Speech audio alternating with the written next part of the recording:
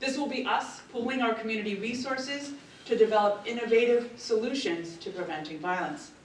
And finally, we hope to create a reliable and effective trusting relationship between government and law enforcement and the community experts, social workers, activists, psychologists, mentors, and clergy. We hope to intervene in cases when mentoring and counseling could deter an individual from the path of violence, and hence why the relationship with the County Police Department and Chief Manger is so important, as well as an ongoing relationship with the Board of Education and the Montgomery County Public School System. So as an analyst and community organizer in the field of countering violent extremism, I can say if you look at the case and the facts surrounding the Tsarnaev brothers, there's important lessons to be learned about why a prevention model is so important. For example, why, when these young men lost the presence of their parents in their everyday life, did their friends and the parents of their friends realize they were left without adult supervision and guidance? Did their sport coaches start to notice their erratic behavior or their antisocial perspectives on living in the United States? Did the Muslim community members notice? But an even bigger issue is if these people in their immediate surroundings noticed and saw a change and were alarmed, did they have any resources available to them to intervene? The same thing can be said of Adam Lanza and the Newtown shootings. He had displayed many warning signs of aberrant behavior, but no one was really alerted or activated to intervene. Whether it's the tragic reality of the Boston terror attack or the Newtown school shooting, both are events that remind us why we need to build the awareness about the social, psychological, and ideological factors that can lead to violent extremism, and why we need to identify expertise in our community to deal with it. It also tells us why the faith community needs to create the space within our institutions to address these issues. And finally, it's important to mention that we also need to reevaluate how we define at-risk persons. Traditionally in the United States, this is always referred to low-income persons with a tendency towards gangs or drugs. But the new reality in our country tells us that we have many young adults who may be suffering from the social and psychological trauma of war or conflict, especially coming from Muslim majority countries like Iraq or Afghanistan or Pakistan, and as well as the rising incidence of developmental conditions, which can also make an individual vulnerable. The demographics of our county in particular are changing, and our programs and our allocation of resources must also change. As we progress and plan for the coming events, we look forward to hearing from each and every one of you. We would appreciate your expertise, and any offers or suggestions for programming or participation are most welcome. We are honored and privileged to have with us tonight our primary partner in this endeavor, Chief Thomas Manger of the MCPD. Chief Manger has been the Chief of Police. He has been the Chief of Police in Montgomery County since February 2004, and he began his law enforcement career in 1977 with Fairfax County Police Department. He rose to the ranks to become the Chief of Police in 1998. And during his tenure in Fairfax County, he received numerous awards, including the Silver Medal of Valor. But he's also credited with reorganizing and expanding the police department's community policing efforts, and his commitment to the highest ethical standards for policing,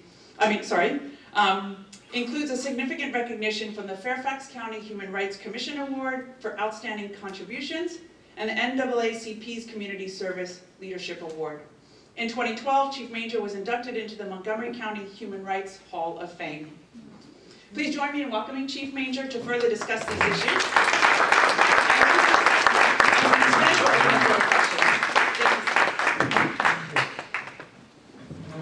Thank you, Hetty. I wish my mother was here to hear it.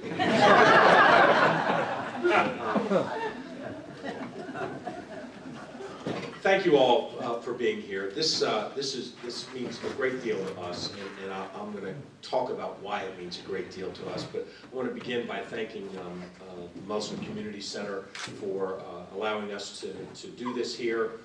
Rashid, thank you so much for your hospitality.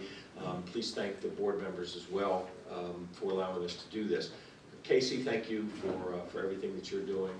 It's terrific. You and your team have really done a wonderful job. This is a great start, and we are so happy, the police department is so happy to be a part of this. I want to thank some members of my staff as well. I am very fortunate to have wonderful people that I work with every day. And I want to introduce Assistant Chief Daryl McSwain and Assistant Chief Nathan Reynolds, Lieutenant Sonia Pruitt. They are the ones that are really carrying the load for this effort, and I am so grateful for their work and their efforts, and they've done a wonderful job so far, and it's a real team effort that we're very excited about. And Hetty, you're the one I want to thank the most. I was getting ready to go on to number 2. Hetty Miramati was just like an angel that just fell into the police department. And when I heard about the work that Hetty had been doing around the world and in the United States, I was amazed. I was amazed that anybody was doing the kinds of things that she was doing. And of course I hear it from friends with the Los Angeles Police Department. So I'm thinking, okay, you can't get much further away in the United States than the LAPD, and I'm hearing about this woman who lives in Montgomery County. And so she has become a wonderful friend, and thank you so much for everything that you're doing with us. And great things are going to happen. The importance of the Faith Community Working Group cannot be overstated. We've got faith leaders, and we've got so many of you here, so many friends that I look out in the audience. I have so many friends here in the audience. It makes me know that this effort's going to be successful. And we have faith leaders here, and we all know, and I can tell you, those of us that are non-faith leaders know how powerful what the faith leaders do in our community. In fact, there aren't many folks that have more influence in our community than the faith leaders. And so my hope is that as we talk about it, and Hetty did a wonderful job at talking about what we're trying to accomplish here. And I'm going to talk about some of the more specific things and give you some examples about where I think we can start doing our work. And my hope is that you will continue your support and work with us in a partnership because you bring a credibility. You've got that trust built in. You've got followers that listen to you. And if you will partner with us, it can be a tremendously powerful force for us. You've got things that the police department only wishes that we had. I think the most important thing that has been said tonight, Hetty just talked about the fact that this effort is going to be a community-led model. And that is so important. The government starts, creates programs every day. And I can tell you, I could rattle off 150 initiatives that the police department are engaged in right now. Some of them big, some of them very small, some of them countywide, some of them in particular neighborhoods. But the police have a certain role in the community. We have a certain level of influence in the community, and that's we have to work within those parameters. Partnering with the faith community just opens it up exponentially for us.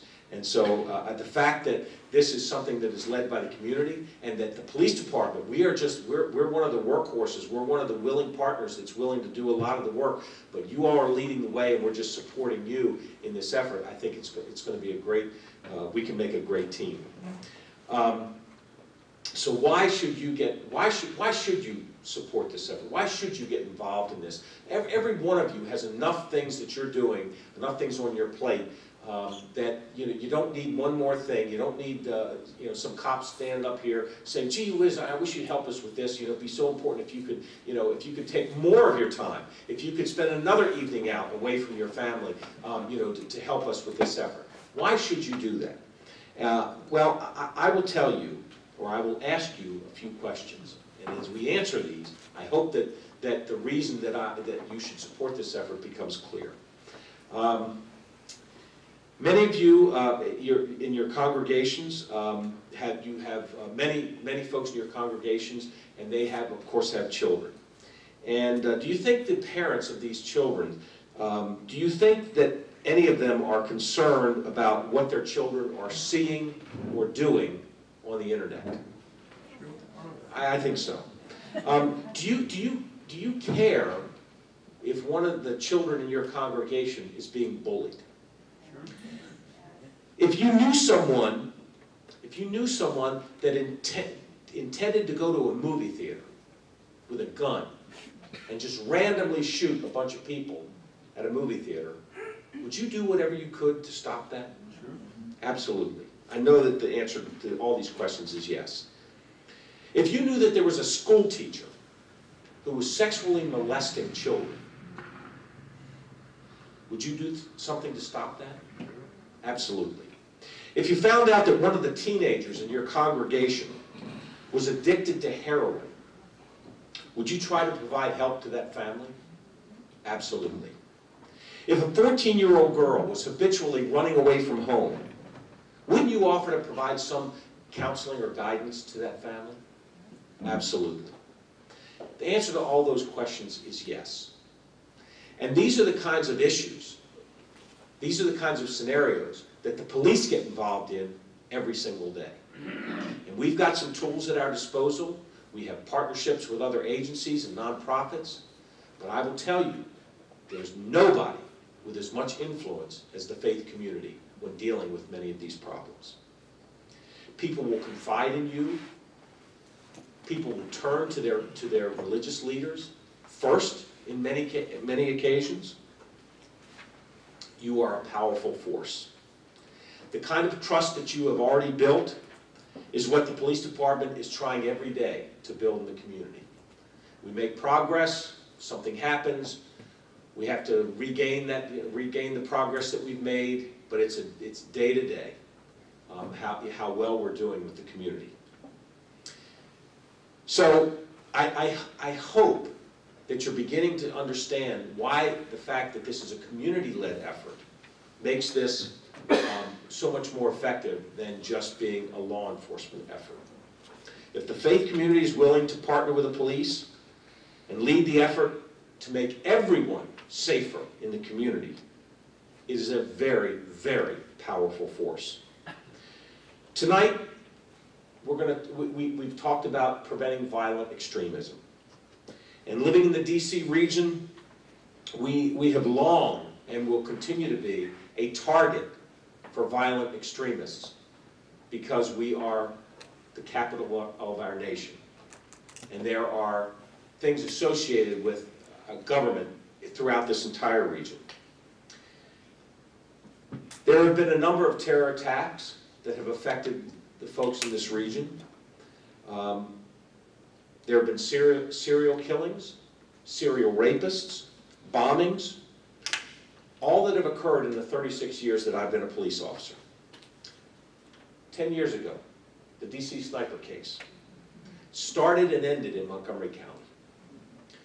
The only suicide bomber to ever take hostages in the United States happened in just a couple of years ago at the Discovery Building in Silver Spring, Maryland. Some of you that have been around Montgomery County since the 60s might remember reading about the Aspen Hill rapist. And we finally arrested this man and determined that he probably did over a dozen rapes in the Aspen Hill area, terrorizing, absolutely terrorizing that area of this county. And he was put in prison for life and just recently came up for parole. And we decided to look at some additional rape cases that actually occurred a few years before we thought he started attacking women. We looked at some cases that occurred in the late 60s. He had been convicted of rapes that occurred in the early 70s. And DNA technology is a wonderful thing, We actually had evidence from those cases that had been boxed away. And when we ran the DNA evidence in those cases from the late 60s, we ended up finding 5 more cases involving this man. This man who was getting ready to be up for parole. We contacted the 5 women who were victims of those cases back in the late 60s. Most of them now were in their 60s and 70s. 60 to 70 years old. 4 out of 5 of those women said, if you need me to come to court, I will be there to prosecute this man. So the state's attorney decided to charge this individual with these additional cases. Well, the end of the story is this man is no longer up for parole and will absolutely spend the rest of his life in prison, as he deserves to. Now, I talk about that case to highlight a couple of things. Number one, that there are violent individuals in our community that put us at risk every day. These kinds of things, thankfully, don't happen every day, but the people are there, and the potential is there. I also point these cases out, the DC sniper case, Discovery case, Aspen Hill rapist, to demonstrate that if you're talking about violent extremists, if you're talking about the most dangerous people in our community, you can't say, you can't describe what they look like, what their faith is, what their race is, what their ethnicity is. Because I will tell you, some of them look like me, some of them look like Chief McSwain, some of them look like Hetty. They come in all shapes, sizes, ethnicities, races. So this effort that we're all willing to get behind and start and become a team member of, understand, this is not targeted at any community. And let's get the 800-pound gorilla in the room. Let's talk about that. We're standing in the Muslim Community Center. I've got many individuals that are Muslims in this room. And I will tell you right now, if I thought for 1 minute that this was targeted to the Muslim community, that all we cared about was terrorist acts committed by Muslims, I would not be standing here today.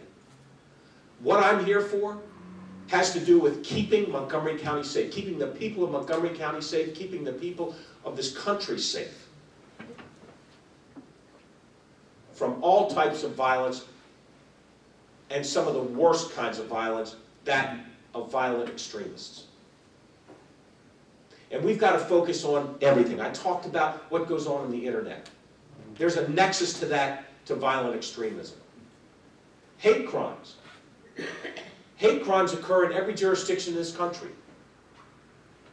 We have a few dozen hate crimes in Montgomery County every year. Number one motivation for hate crimes? Religious. People are attacked because of their religion. We've got people attacked because of their race. We've got people that become victims of hate crime because of their sexual orientation. I get a magazine. It's called The Intelligence Report. Get that every month. It's put out by the Southern Poverty Law Center, and it's all about hate crimes that occur around this country. And you look through it, and it's chilling. It's chilling to know how many violent extremists are in our country, in our county. And if we all don't make a concerted effort to intervene in these people's lives when we can, more tragedy will occur. And there are so many ways to identify individuals that are headed down this path. And if we can work together, and you can talk to your congregations about these issues, about social alienation,